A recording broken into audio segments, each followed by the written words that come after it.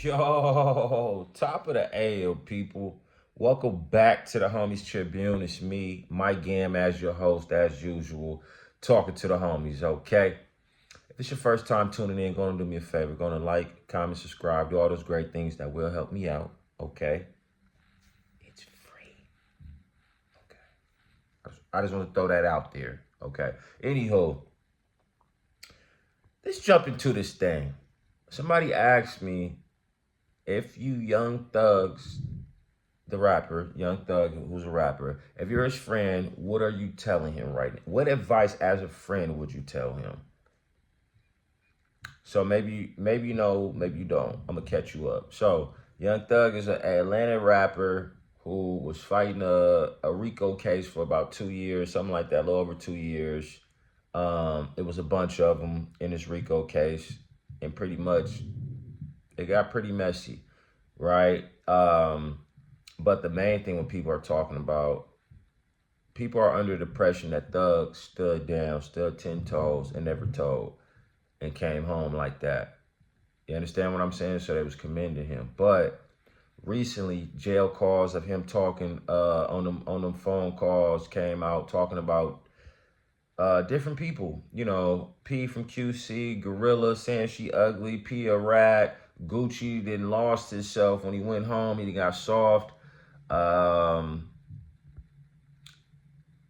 Said Future don't take care of his kids. Lil Durk don't really got love for him, etc., etc. He didn't really say much about Baby, Lil Baby, and 21 Savage and Drake, nothing like that. But he was talking about them in the phone calls. But he lost his girl recently. Him dissing Gorilla on a phone call. She made a diss song on him. He's had a long week, right? He lost all his friends. People calling him a rat right now. All that stuff. And this is everything he's against, a rat, right? So somebody said, if you're his friend, what advice would you give him? With all that going on, with all your friends leaving you, Gunna snitched on you, losing your girl, people not wanting to be friends with you no more, the fans turning on you. My advice to Thug would be, do what got you there. And the reality, it was Thug putting out, like before we knew about and I'm talking about, I ain't talking about people from Atlanta, because they, you know how it is. You from a certain city, people know you in the city, right? I'm talking about people mainstream America, when America, or when the world got a hold of Young Thug. It was about the music. It wasn't about, yo, this guy got bodies. Yo, he's cross-dressing. He's this, and it wasn't about none of that. He just had people out here talking about, I'm a stoner, I'm a stoner, I'm a stoner. Yeah.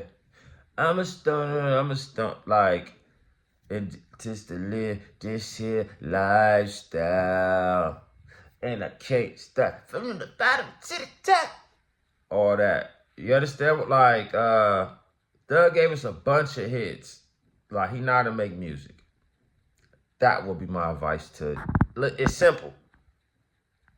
Get back to that. Because one thing I know about these fans, maybe if this was like the 90s or the early 2000s, it maybe would be over for Thug if he was caught snitching. Whatever. Snitching, not snitching, whatever. The fact is allegations on you and you stand as a street guy. You understand what I'm saying? I think it would have been over for you early 90s, early 2000s.